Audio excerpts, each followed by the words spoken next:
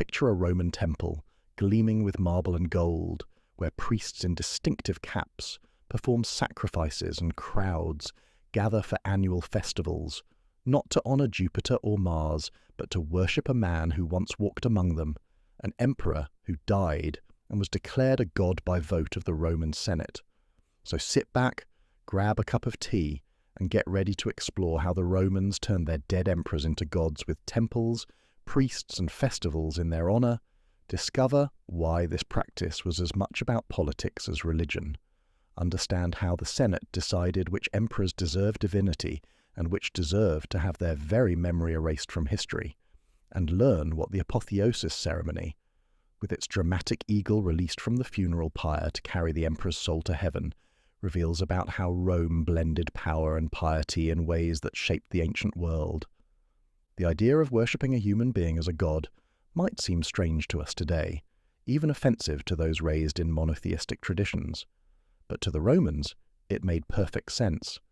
Their religion was flexible, practical, and deeply intertwined with politics. The gods weren't jealous beings who demanded exclusive worship. They were powerful forces that could be honored alongside other powerful forces. And what force was more powerful in the Roman world than the emperor himself? The practice of deifying emperors began, appropriately enough, with the man who transformed Rome from a republic into what would become an empire, Julius Caesar. When Caesar was assassinated in 44 BCE, his adopted son Octavian, the future Augustus, pushed for his divine honors. In 42 BCE, the Senate officially declared Julius Caesar a god. He became Divus Julius, the divine Julius, and a temple was built in his honor in the Roman Forum. A comet that appeared shortly after his death was interpreted as his soul ascending to heaven. Caesar became the first Roman to receive this honor, and he set the pattern that would continue for centuries. The title given to deified emperors was Divus, which we might translate as the Divine One or the Deified. This was different from Deus, the word for a god who had always been divine.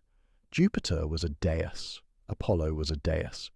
But Julius Caesar and the emperors who followed were divi, humans who had become divine after death. The distinction might seem subtle to us, but it mattered to the Romans. A divus was not quite the same as an eternal god, but he was certainly more than a mere mortal. He occupied a special category, elevated above humanity, but perhaps not quite equal to the great gods of Olympus. Only the Roman Senate could officially declare an emperor divus. This gave the Senate a remarkable power, the power to judge even dead emperors, to grant them immortality or deny it. The process was called consecratio, meaning consecration or dedication to the gods. After an emperor died, the Senate would debate whether he deserved this honor. If the vote was favorable, the emperor was declared divus, and all the apparatus of worship would follow: temples, priests, festivals, sacrifices. The vote was never purely religious. It was intensely political. Emperors who had ruled well, who had respected the Senate, who had brought prosperity and stability, these emperors were deified. Emperors who had been tyrants, who had humiliated the Senate, who had brought chaos and suffering, these emperors were not only denied deification, but often suffered the opposite fate, damnatio memoriae, the condemnation of their memory. We'll return to that darker practice later. The funeral of an emperor who was to be deified was an elaborate spectacle, one of the most impressive ceremonies in Roman public life. The body, or more precisely a wax effigy of the emperor, was displayed publicly for several days, lying in state on an ivory couch in the vestibule of the palace. People came to pay their respects, and the effigy was treated as if the emperor were merely sleeping, with attendants pretending to check on his condition. Then came the funeral procession, one of the grandest displays of Roman pageantry. The effigy was carried through the streets of Rome on a bier, accompanied by images of the emperor's ancestors, by representatives of all the Roman people, by soldiers and senators and priests. The procession wound through the city to the Campus Martius, the Field of Mars, where a massive funeral pyre had been constructed. The pyre itself was a marvel of temporary architecture. Ancient sources describe these structures as multi-storied towers decorated with ivory, gold, paintings, and statues. Each level was smaller than the one below, creating a stepped pyramid effect. The whole structure was filled with dry wood, incense, and aromatic substances. When the pyre was lit, it would burn spectacularly, sending clouds of fragrant smoke into the sky. But the most dramatic moment came at the climax of the ceremony. As the flames reached their height, an eagle was released from the top of the pyre. The great bird soared upward, climbing into the sky as the crowd watched in awe. This eagle represented the emperor's soul, freed from his mortal body by the flames, ascending to take its place among the gods in heaven. Witnesses later claimed to have seen the emperor's spirit rising with the eagle. Whether they truly believed this or simply said what was expected, the symbolism was powerful and unmistakable. The apotheosis, the transformation of a mortal into a god, was thus made visible. The eagle, sacred to Jupiter, king of the gods, carried the emperor's soul to join the divine company. From that moment, the emperor was no longer merely a dead ruler. He was Divus, worthy of worship, capable of hearing prayers and granting favours. His power had not ended with his death. It had been transformed into something eternal. Once an emperor was deified, he received the full apparatus of Roman religious worship. A temple was built in his honour, either a new structure or the dedication of an existing building. The Temple of Divus. Julius stood in the Roman Forum, on the spot where Caesar's body had been cremated by the grieving mob. The Temple of Divus Augustus, built after Augustus's death in 14 CE, became one of the most important religious sites in Rome. Later emperors received their own temples, creating a growing collection of imperial shrines throughout the city. These temples were not empty monuments. They were active religious sites where regular worship took place. Priests were appointed specifically to serve each deified emperor. The most prestigious of these priests were called flamines, the Flamen Divi Iuli for Julius Caesar, the Flamen Divi Augusti for Augustus, and so on. These were important positions held by men of high rank, and they came with distinctive dress, including a special cap called an apex. Beyond the individual flamines, there were priestly colleges dedicated to the worship of deified emperors. The most famous was the Sodales Augustales, established to maintain the cult of Augustus after his death. Similar colleges were created for other emperors. These sodales were drawn from the highest ranks of Roman society, senators and equestrians who considered it an honour to serve the divine emperors. Annual festivals mark the calendar with celebrations honouring the deified emperors. The birthday of Divus Augustus, for example, was a public holiday, with sacrifices, games, and celebrations. These festivals kept the memory of good emperors alive and reinforced the connection between the current ruler and his divine predecessors. When a reigning emperor participated in the worship of Divus Augustus, he was both honouring his predecessor and reminding everyone of his own connection to divine power. The relationship between living emperors and the cult of their deified predecessors was complex and politically charged. A reigning emperor gained legitimacy by associating himself with divine predecessors. Augustus constantly emphasized his relationship to Divus Iulius. He was Divi Filius, the son of a god. Later emperors followed this pattern, tracing their connections to the growing list of divine emperors. The more Divi in your family tree, the more legitimate your claim to power. But what about the worship of living emperors? Here the situation becomes more complicated, and we need to distinguish between practice in Rome itself and practice in the provinces. In Rome and Italy, there was considerable reluctance to worship a living emperor as a god.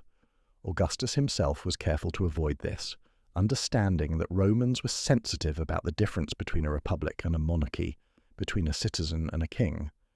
He accepted honours, certainly, but he generally avoided being worshipped directly as a god during his lifetime. Instead, Romans might worship his genius, his divine spirit or life force, or his numen, his divine power. This was a fine distinction, but it allowed Romans to honour the emperor's divine aspects without quite calling him a god.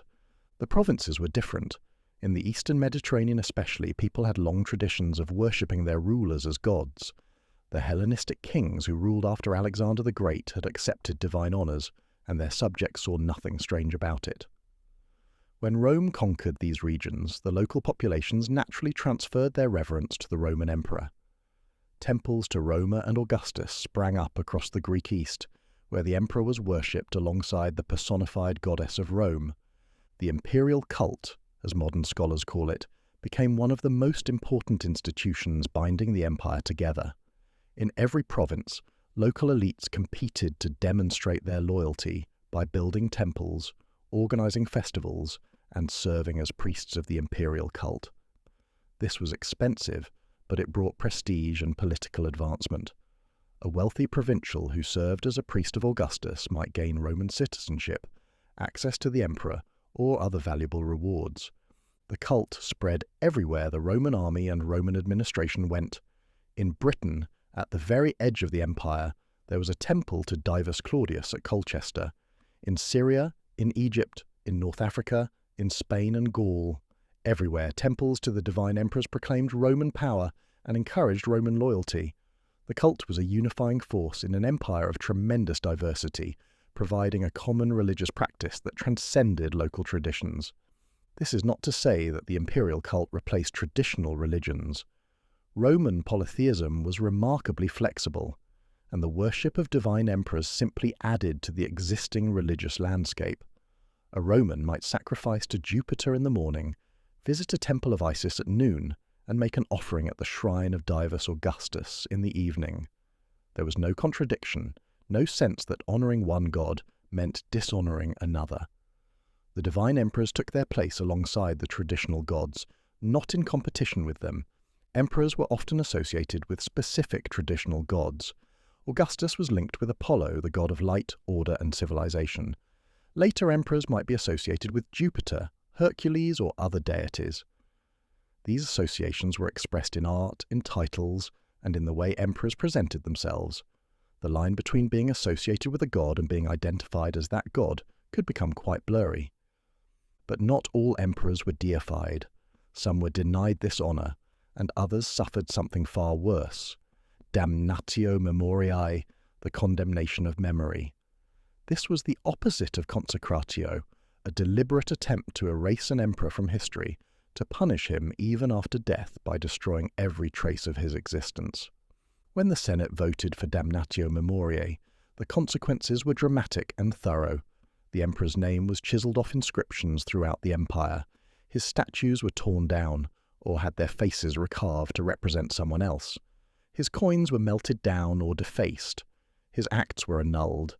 His birthday, once a public holiday, became a day of ill omen.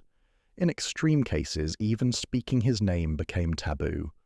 Nero suffered this fate after his suicide in 68 CE. The Senate declared him a public enemy, and his memory was condemned. Domitian, assassinated in 96 CE, faced the same treatment. The Senate ordered his inscriptions erased and his statues destroyed. Commodus, strangled by a wrestler in 192 CE, was initially condemned, though his memory was later rehabilitated. These emperors had made themselves hated, and the Senate took its revenge. The practice of damnatio memoriae reveals just how political the emperor cult really was. Deification and condemnation were two sides of the same coin, tools the Senate used to express approval or disapproval of dead emperors. A good emperor was rewarded with immortality, a bad emperor was punished with oblivion. The message to living emperors was clear: rule well, respect the Senate, and you will be worshipped forever. Rule badly, and we will erase you from history. Of course, the Senate's power to grant or deny deification depended on the political situation. A strong successor might push through the deification of an unpopular predecessor. A weak successor might allow the condemnation of an emperor who had been relatively popular. The votes were political calculations, not objective judgments of an emperor's merit. Let us consider which emperors actually received the honour of deification. Julius Caesar was first, as we've seen. Augustus, who ruled for over 40 years and transformed Rome, was deified immediately after his death in 14 CE. His successor Tiberius was not deified. He had been unpopular with the Senate and had spent his last years in self-imposed exile on Capri. Caligula, assassinated after a brief and erratic reign, was certainly not deified. Claudius, despite his reputation for being controlled by his wives and freedmen, was deified by his successor Nero, though Nero's motives may have been more about legitimizing his own position than honoring Claudius. Nero himself was condemned. After the chaos of 69 CE, the year of 4 emperors, Vespasian established a new dynasty and was deified after his death. His son Titus, who ruled briefly but was remembered fondly, was also deified. His other son Domitian was condemned. Nerva, Trajan, Hadrian, Antoninus Pius, Marcus Aurelius, the so-called 5 good emperors, were all deified, representing the high point of the practice. The pattern is clear. Emperors remembered as good rulers were deified. Those remembered as tyrants were not. But good and bad were defined largely by the Senate, and what the Senate valued was respect for its own prerogatives. An emperor who worked with the Senate, who maintained the fiction of shared government, who didn't execute or humiliate senators, that emperor was good and would be deified. An emperor who ruled autocratically, who treated the Senate with contempt, that emperor was bad and would be condemned. Women could also be deified, though this was less common. Livia, the wife of Augustus, was deified by her grandson Claudius. Other empresses followed, particularly those who were mothers or wives of deified emperors. The deification of women reinforced the importance of imperial families and the legitimacy that came from divine ancestry. The archaeological evidence for the emperor cult is substantial and widespread. Temples to divine emperors survive in various states of preservation across the former Roman Empire. The Temple of Hadrian at Ephesus, with its magnificent facade, still stands as a testament to provincial devotion. The Temple of Augustus in Rome at Ankara preserves the Res Gestae Divi Augusti, Augustus's own account of his achievements, inscribed on its walls in both Latin and Greek. Coins provide abundant evidence for the cult. Emperors who were deified appear on coins with the legend Dives, divine, before their names. They often wear the radiate crown, a crown of sun rays that indicated divine status. Coins commemorating the consecratio ceremony show eagles, funeral pyres, or the emperor ascending to heaven. These coins circulated throughout the empire, spreading the message of imperial divinity to everyone who handled money. Inscriptions and dedications survive in enormous numbers. Local communities erected altars and statues to divine emperors, recording their devotion in stone. Priests of the imperial cult are mentioned in countless inscriptions, proud of their service. These texts give us a sense of how widespread and important the cult was at every level of Roman society. One of the most famous artistic representations of imperial apotheosis is the relief on the base of the column of Antoninus Pius in Rome. This sculpture shows Antoninus and his wife Faustina being carried to heaven by a winged figure, while Roma and a personification of the Campus Martius watch from below. The imagery makes the apotheosis visible and concrete, showing the divine ascent that Romans believed happened at the imperial funeral. The emperor cult created problems for certain groups within the Roman Empire, most notably Jews and Christians. Both groups were monotheists who believed in one god and considered the worship of any other being to be idolatry. For Jews, this created tensions, but Rome generally granted them exemptions from participating in the imperial cult, recognizing Judaism as an ancient and established religion. Christians were in a more difficult position. Their religion was new, not protected by the same traditions that sheltered Judaism, and Christianity was actively seeking converts, spreading through the empire in ways that attracted official attention. When Christians refused to sacrifice to the emperor or to swear by his genius, they were seen not just as religiously deviant, but as politically disloyal. Refusing to honor the emperor was tantamount to treason. This conflict contributed to the persecution of Christians under various emperors. The famous letter from Pliny the Younger to the Emperor Trajan, written around 112 CE, discusses how to handle Christians who refused to sacrifice to the emperor's image. Pliny used the sacrifice as a test. Those who performed it were released. Those who refused were punished. The emperor cult had become a loyalty test, and Christians who failed it paid with their lives. The situation changed dramatically in the 4th century. Constantine, the first Christian emperor, ended the persecution of Christians and eventually made Christianity the favoured religion of the empire. The traditional emperor cult, with its temples and sacrifices and divine emperors, was incompatible with Christian monotheism. Constantine and his successors did not seek deification in the traditional sense. The practice of creating divi faded away, replaced by Christian concepts of imperial authority. The last emperor to be deified in the traditional Roman manner was probably Theodosius I, who died in 395 CE, though the nature of his honours is debated. By this time, the empire was officially Christian, and the old practices were dying out. The temples to divine emperors were closed, converted to other uses, or fell into ruin. The priesthoods disappeared. The festivals were no longer celebrated. The emperor cult, which had bound the empire together for 4 centuries, came to an end. What does the emperor cult teach us about Roman religion and Roman politics?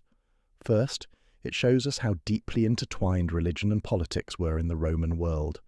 There was no separation of church and state, no concept that religion should be a private matter, separate from public life. Religion was a public institution, and the emperor cult was perhaps its most political expression. Second, it shows us the flexibility of Roman polytheism. The Romans had no problem adding new gods to their pantheon, including gods who had recently been living men.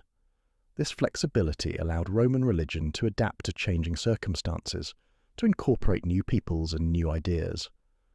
The emperor cult was possible because Roman religion was open to innovation in ways that monotheistic religions are not. Third, it shows us how the Romans used religion to create unity in a diverse empire. The emperor cult gave people throughout the Roman world something in common, a shared practice that transcended local differences. A person in Britain and a person in Syria might worship completely different local gods, but both could participate in the cult of Divus Augustus. This shared worship created bonds of loyalty and identity that helped hold the empire together. Fourth, it shows us the Roman concern with memory and legacy. The Romans believed that a person's reputation after death mattered enormously. To be deified was the ultimate honour, a guarantee that you would be remembered and worshipped forever. To suffer damnatio memoriae was the ultimate punishment, an attempt to erase you from history entirely. The emperor cult was, in part, a system for managing imperial memory, for deciding which emperors deserved to be remembered, and how. The temples to divine emperors are mostly ruins now, their sacrifices long ended, their priests long dead. The eagles that once carried imperial souls to heaven have flown their last flights. The coins bearing the legend Dives are collector's items, their religious significance forgotten. The emperor cult has joined the emperors themselves in the realm of history. But the questions the cult raises are still with us. How do societies honour their leaders? How do they decide which leaders deserve honour and which deserve condemnation? How do religion and politics interact, and what happens when they become too closely intertwined? The Romans had their answers to these questions. We are still working on ours. When we look at the ruins of a temple to Divus Augustus, or hold a coin showing an emperor with a radiate crown, we are touching something that was once alive with meaning. Romans believed that their best emperors had become gods, that they watched over the empire from heaven, that they could hear prayers and grant favours. This belief shaped how Romans thought about power, about death, about the relationship between the human and the divine. The emperor cult was strange, perhaps, by our standards, but it worked. For 400 years, it helped hold together the largest empire the Western world had ever seen. It gave legitimacy to emperors and hope to their subjects. It created a shared religious practice across a vast and diverse territory. It was, in its way, a remarkable achievement, a system for making gods out of men and binding an empire together through worship. The divine emperors are gone now, their temples empty, their cults extinct, but they left their mark on history, and understanding them helps us understand the world they ruled. In the eagle rising from the funeral pyre, in the Senate voting to grant immortality, in the priest sacrificing at the altar of Divus Augustus, we see Rome at its most Roman, practical, political, and pious all at once. The god-emperors were a Roman solution to a Roman problem, and like so much else the Romans created, they deserve our attention and our respect.